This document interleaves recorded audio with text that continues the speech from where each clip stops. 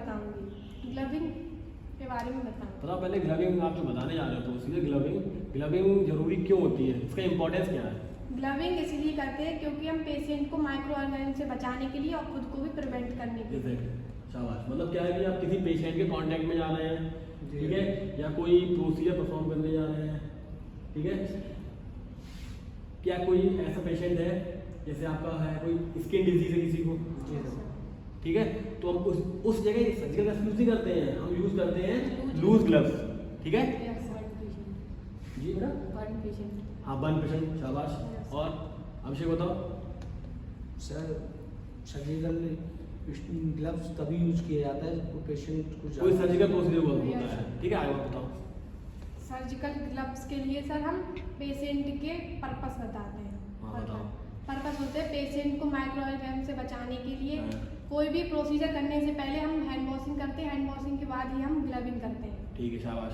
मतलब क्या है, to prevent cross infection. Simple सा एक वर्ड में है कि ग्लविंग का हैंड वॉशिंग क्यों करते हैं? क्रॉस इन्फेक्शन बचाने के लिए। ग्लविंग क्यों करते हैं?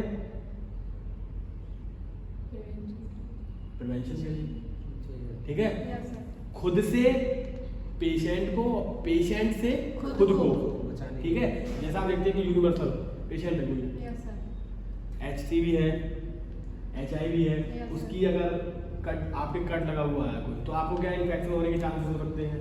कोई नेडल वगैरह उसको उसकी प्रिक हो गई, उसकी यूज करी, प्रिक हो गई आपके, आप कोई IM लगाने जा रहे हो, कोई प्रोसीजर करने जा रहे हो, वो आपको प्रिक हो गया, तो आपको भी वो इन्फेक्शन होने के चांसेस ज़्यादा होते हैं। तो इन सब चीज़ों से प्रिवेंट करने के लिए हम क्या करते हैं?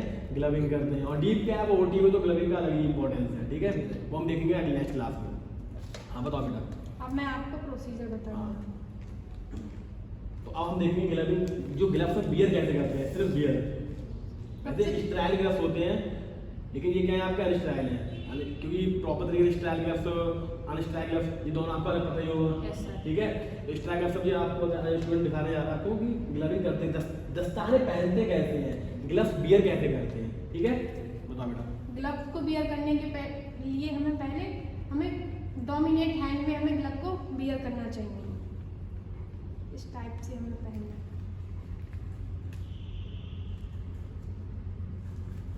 और हमें याद रखना है जब ग्लव्स को बियर कर रहे हैं तो हमारी आउटर लेवल टच नहीं होना चाहिए जी, ठीक है। इस टाइप से पहननी। और दूसरे हम लेफ्ट हैंड साइड के ग्लव्स को हम पहनेंगे तो हमें कभी भी अंदर टच नहीं करना होता है, क्योंकि ये हमारा स्ट्राइल ग्लव्स है, इसलिए इसको हम इधर।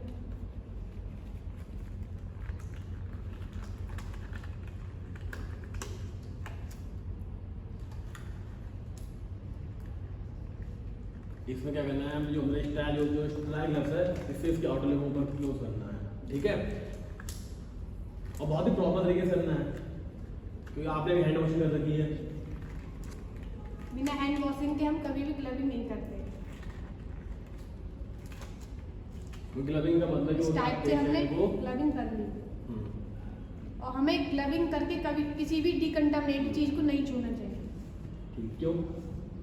क्योंकि अब आप क्या है, आपने हैंड वॉशिंग किया, ग्लविंग करके आप बिल्कुल प्रिपेयर हैं, चाहे OT में सही, चाहे पेशेंट को केयर देने के लिए सही, ठीक है। तो यहाँ तक आपको समझ आ गया कि ग्लविंग कैसे करते हैं, ठीक है। अब आप बताओ कि रिमूव कैसे करते हैं इसे।